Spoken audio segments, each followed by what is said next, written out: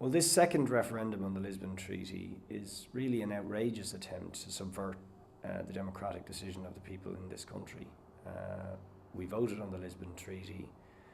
already. People made a decision. They rejected this treaty. And instead of our government taking that vote seriously and going back to Brussels and saying the people of this country don't want Lisbon, they have different aspirations, and forcing the EU to address the real concerns of the Irish people, we simply have this treaty rammed down our throat once again, and vast resources being pumped in by big business, by millionaire tycoons, by employers' organisations and the major political parties. And I think that subversion of Irish democracy speaks volumes about the Lisbon project in general. The real background to the Lisbon Treaty is the decision of the French and the Dutch people to reject the EU constitution, the earlier version of the same document, where again people in those countries voted in their millions democratically to reject that constitution. And instead of EU leaders and the French and Dutch governments respecting that vote, they repackaged the EU constitution as the Lisbon Treaty, but did it precisely to avoid further referenda. So they ratified it over the heads of their own populations, and consequently every other country in Europe and millions of citizens have been denied the right to have any say at all on a treaty that will very fundamentally affect them in a whole number of areas of vital policy. And I think that conspiracy really, which is at the heart of the Lisbon project to subvert democracy and try and impose important policies and structures and institutions on the people of Europe, is a good enough reason to vote no. And I think anybody who believes in democracy should vote no and force the European Union to do its business in a transparent and accountable way, where the citizens of all countries of Europe have the right to have a real say about the sort of European Union they want. The other big concerns that those of us campaigning for a no vote have about the Lisbon Treaty is that Lisbon expounds, promotes and elaborates a particular economic philosophy which favours the interests of big business and multinationals over the interests of workers and the vital public services on which they depend. It promotes the privatisation of public services. It gives priority to the rights of employers and business to make profits and to engage in what the treaties call undistorted competition, and gives that priority over the rights of workers to uphold their pay, their conditions, their right to be in a trade union.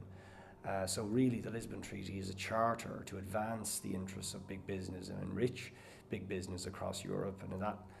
context, it's no surprise at all that millionaire tycoons like Michael O'Leary are pouring huge sums into trying to get a yes vote, that IBEC, the big employers organisations, are supporting it.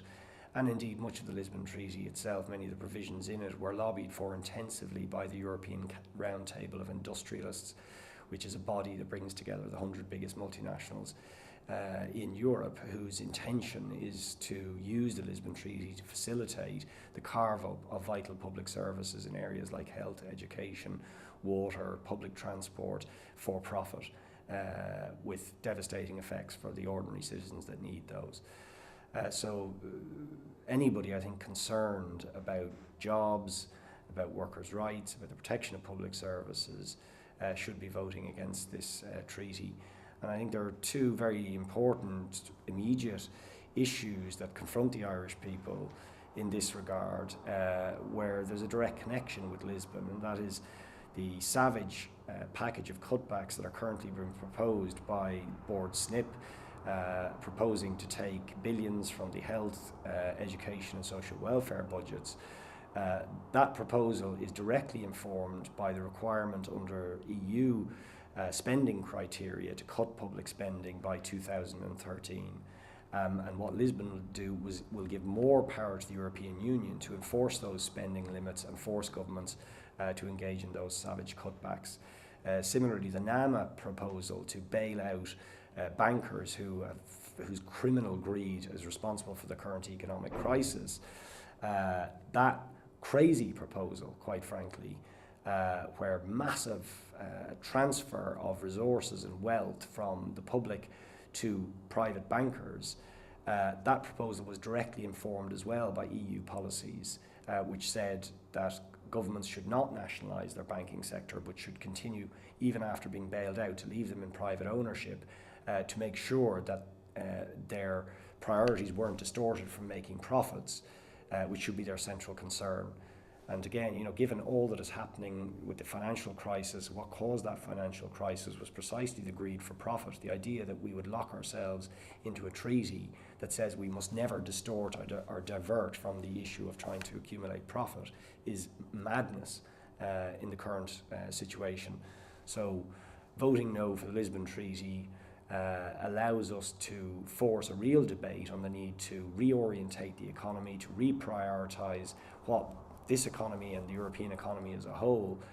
considers important, and to focus on jobs, on public services, on the needs of citizens, rather than simply on the priority to make profits by big business and corporations.